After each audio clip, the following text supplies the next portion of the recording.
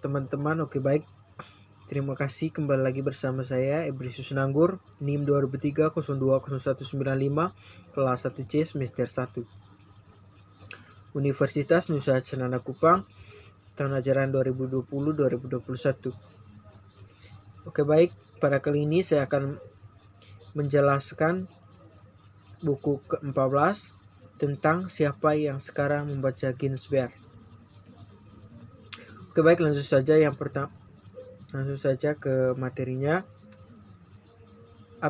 Abstrak. Bab ini menetapkan pertanyaan-pertanyaan kunci yang dieksplorasi dalam buku ini, terutama apakah sosiologi dapat dikatakan telah berkembang terkait dengan asumsi bahwa keinginan untuk ketenaran yang langgeng adalah kekuatan pendorong bagi akademis. Apakah ada alasan untuk mempercayai hal itu? Pekerjaan kami kontribusi pada proses ini. Pertanyaan-pertanyaan ini muncul karena beberapa sosiologi yang terkenal pada masanya diragukan validitasnya. Penjelajahan pertanyaan-pertanyaan ini kemudian diatur dalam kerangka autobiografi, yaitu dalam lebih dari 50 tahun penulis telah menjadi sosiologi Inggris. Prode di mana disiplin yang baru lahir tidak hanya berkembang pesat tetapi juga mendapatkan penerimaan resmi.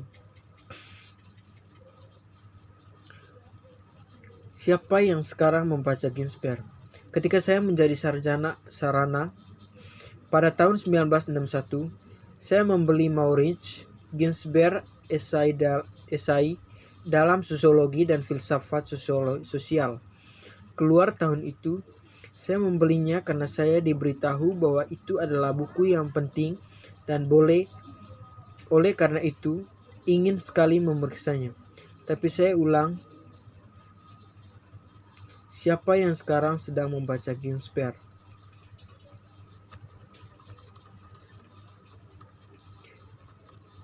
Jawaban saya kira tidak ada, namun Maurice Ginsberg adalah tokoh penting dalam sosiologi Inggris.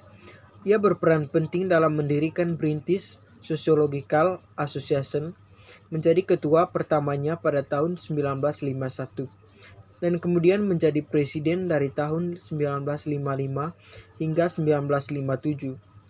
Ia juga editor The Sociological Review pada tahun 1930-an dan pemegang jabatan bergengsi sebagai profesor sosiologi Martin White di Sekolah Ekonomi London.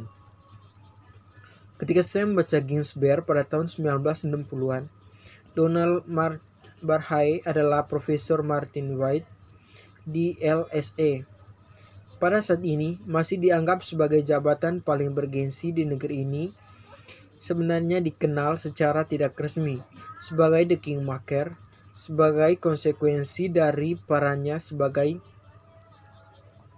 penilai eksternal dipanggil oleh sejumlah universitas di Inggris termasuk New York untuk membantu pengangkatan profesor di universitas yang baru didirikan disiplin sosiologi. Dia juga editor British Journal of Sociology. Sejak didirikan pada tahun 1950 hingga 1965, tapi sekali lagi orang dapat bertanya seperti yang saya miliki tentang Ginsberg yang sekarang membaca Marhay. Saya curiga jawabannya di sini sama dengan kasus sebelumnya tidak ada.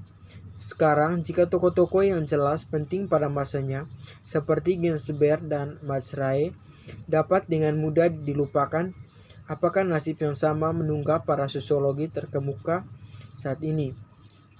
Akankah nama mantan kolega Mike Savage yang saat ini pemegang kursi putih tidak diketahui oleh sosiologi 60 tahun dari sekarang seperti nama generasi saat ini?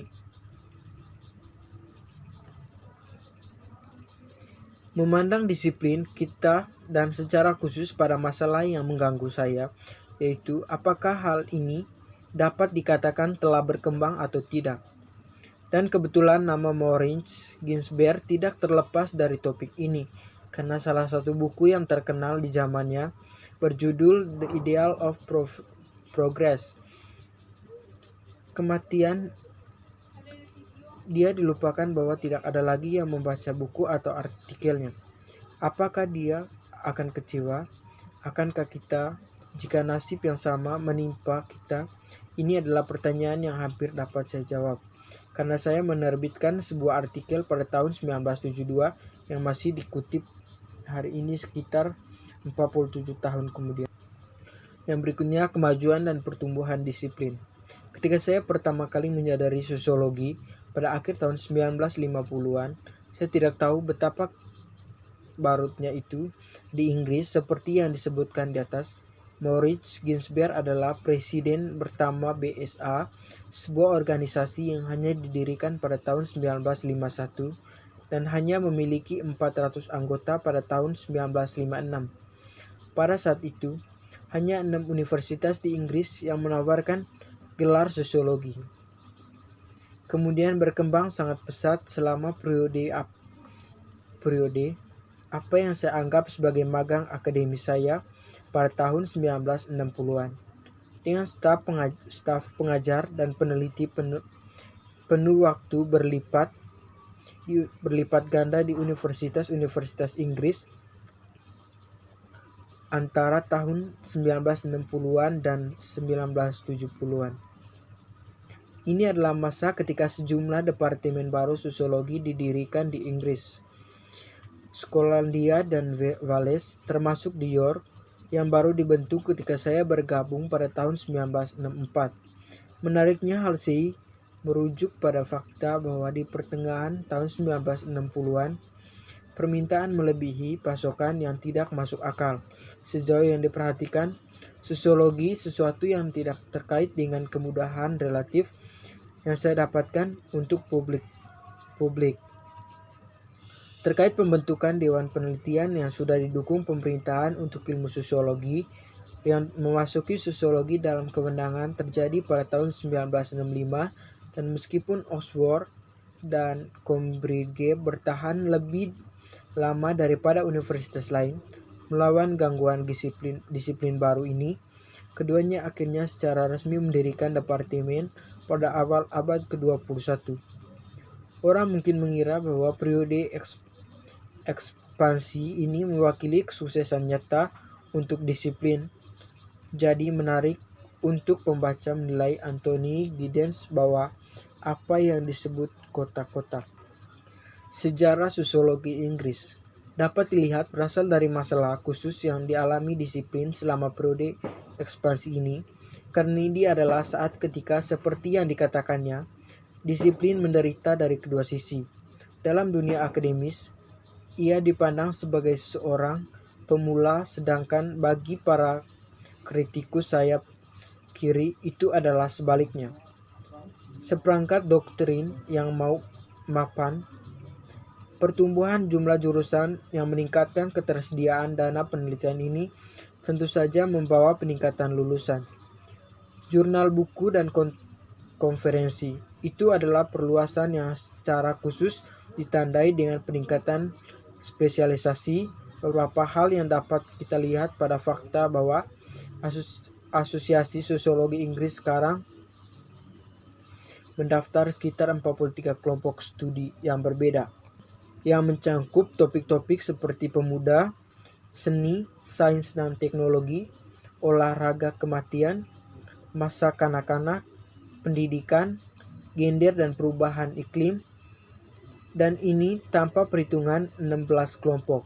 Banyak yang dibedakan secara geografis, secara khusus berkaitan dengan sosiologi medis, tetapi apakah ini harus dihitung sebagai kemajuan? Mungkinkah pembagian disiplin ilmu yang semakin meningkat menjadi semakin banyak sub-bidang masing-masing dengan jurnal yang konferensi? Yang berikutnya, masalah dengan kutipan. Masalah yang terkait dengan penggunaan kutipan sebagai indeks, sejauh mana publikasi merupakan kontribusi yang terharga bagi disiplin ilmu tertentu terkenal.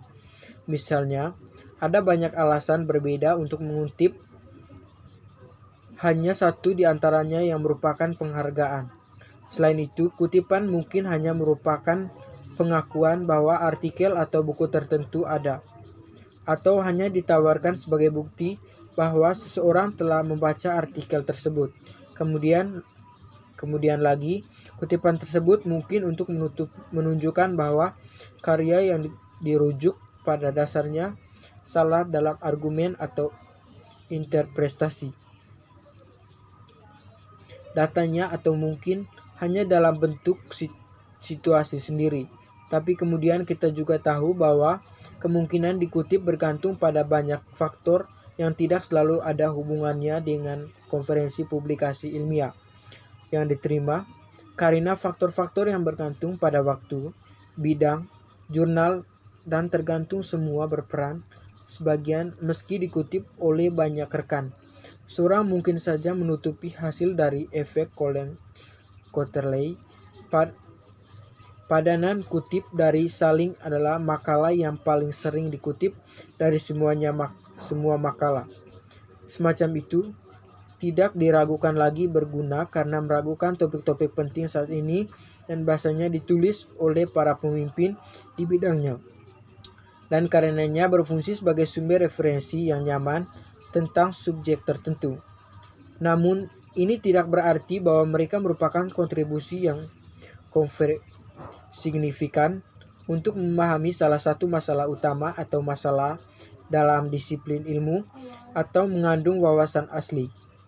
Memang hampir bisa dipastikan tidak status mereka sebagai makalah yang paling banyak dikutip hanyalah sebuah bukti sejauh mana disiplin semakin dicirikan oleh spesialisasi.